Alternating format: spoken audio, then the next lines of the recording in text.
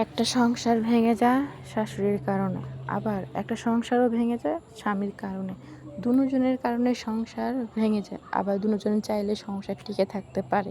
কিন্তু এখনকার সমাজে স্বামীও যেমন স্ত্রীকে ভুল বুঝে, আর শাশুড়িও তেমন বউকে অশান্তি দেয়, মানে অনেকভাবে অশান্তি দেয়। সব কিছু ফেস করেছি আমি। তো আজকের আমার এই ভিডিওতে আপনাদের সাথে সব শেয়ার করব। তো হ্যালো এভরিওয়ান, আসসালামু আলাইকুম। সবাই কেমন আছেন? আশা করি সবাই ভালো আছেন। আই হোপ আমার আজকের এই ভিডিওটা আপনাদের কাছে ভালো লাগবে। তো স্বামীর অশান্তি সব মেয়ে সহ্য করতে পারে না, কিছু কিছু মেয়ে সহ্য করে। যারা সহ্য করতে পারে না তারা স্বামী মানে সংসার ছেড়ে চলে যায়।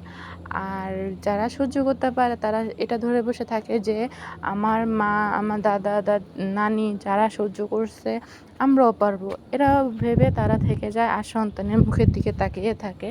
তো অনেকে পারে না, অনেকে মনে করে বিয়ে হয়েছে তো কী হয়েছে, আটটা বিয়েও বুঝতে পারবো।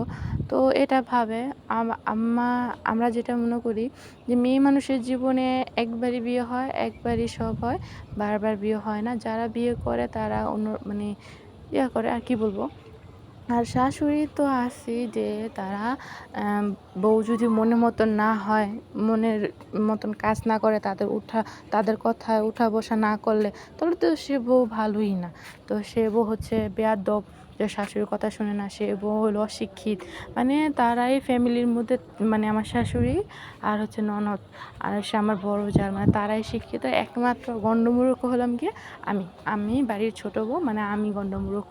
তারা আমাকে নিয়ে মানে আমি তাদের এত কিছু হেল্প করি, দিন শেষে কী বলে আমি কিছুই করি না। তো এই যে শাশুড়ির অত্যাচার, ননদের অত্যাচার এবং স্বামীর টর্চার, তার মধ্যে হচ্ছে গিয়া জালে মানে আছে সব কিছু মিলে আরও সহ্য করতেছি, কিন্তু না পারতেছি ছাড়তে, না পারতেছি ধরে রাখতে। মানে কোনো কিছু এখন মানে ধৈর্যর বাহিরে চলে যেতেছে। এটা কি বলবো। তো সব মেয়ের কপালে এমন হয় না। কিছু কিছু মেয়ে যারা মানে ছোটোর থেকে অনেক ইয়াতে বড় হয়, মানে আদরে যত্নে বড় হয়, তারা শ্বশুরবাড়িতে গিয়ে দিন শেষে ঠকে, বুঝছেন? এই হলো কথা। আর যারা ছোটোবেলা থেকে বাবা মায়ের আদর পায় না, অযত্ন পায়, তেমন কাউকে পায় না, তারাই দিন শেষে শ্বশুরবাড়ির থেকেই সুখে থাকে।